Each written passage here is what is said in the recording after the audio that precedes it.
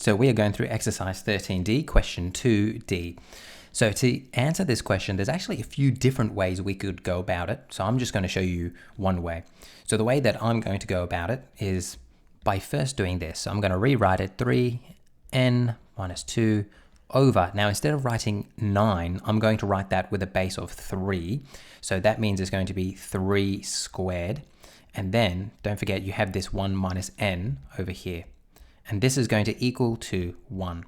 The next thing that I'm going to do is bring this inside. So that's using my third index law. So 3n minus 2 over, it's going to be 2 minus 2n equals 1.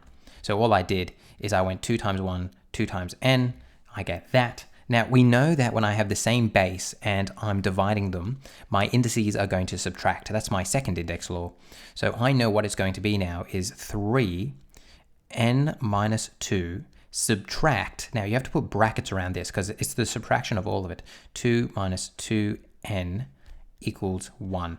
I then can rewrite this as n minus 2 plus 2n equals 1. So remember, a negative and a negative become a positive. Once I'm there, I'm going to say, all right, I have n plus 2n, which is going to be 3n, and then I have minus 2, which is going to be minus 4 equals 1. The next thing I need to realize is whenever I'm trying to solve exponential equations, I need to make sure that I have the same base. And whenever I see a 1 here, I know that it's going to be 3 to the 0, because that's how you get 1 if you need a base of 3. Now what I can do is I can equate my indices. So that means 3n minus 4 is going to equal to 0.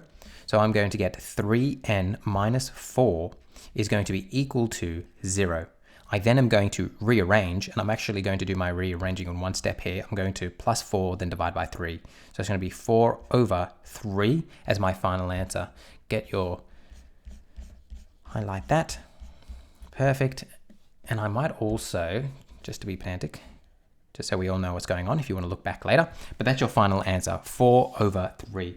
So there is a different way you could go about this. So if you're still watching this video and you want to know, the other way that you could go about it is, okay, so this is optional. You do not have to watch this. You could go 3n minus 2, and then you could times both sides by n1 minus n. So you'd go n1 minus n onto this side. So I've just times both sides by that to get rid of that in my denominator. And then I would basically do the same thing here. I would go 3n minus 2. This is going to equal, now if I skip all those steps, I know it's simply going to be this. So it's going to be 2 minus 2n. And then I could make these equal each other. N minus 2 is going to be equal to 2 minus 2n. Then I'm going to solve for n. So what I'm going to do is I'll bring this over. And if I bring that over, I'm going to get 3n on this side. Then I'm going to bring that over. I'm going to get 4 on this side. I'm going to get n equals 4 over 3. Whoa, my computer just freaked out. 4 over 3, which is what we saw down there. So two different ways of going about it. One of them is using more of your index laws, like that's your second index law, such and such. This is more, yes, it's just as good. It's whatever you like, whatever you want to do. But I'm going to delete this because everything has to be neat. Okay, if you're watching this video still, I don't know why, but hopefully you're going well with your homework.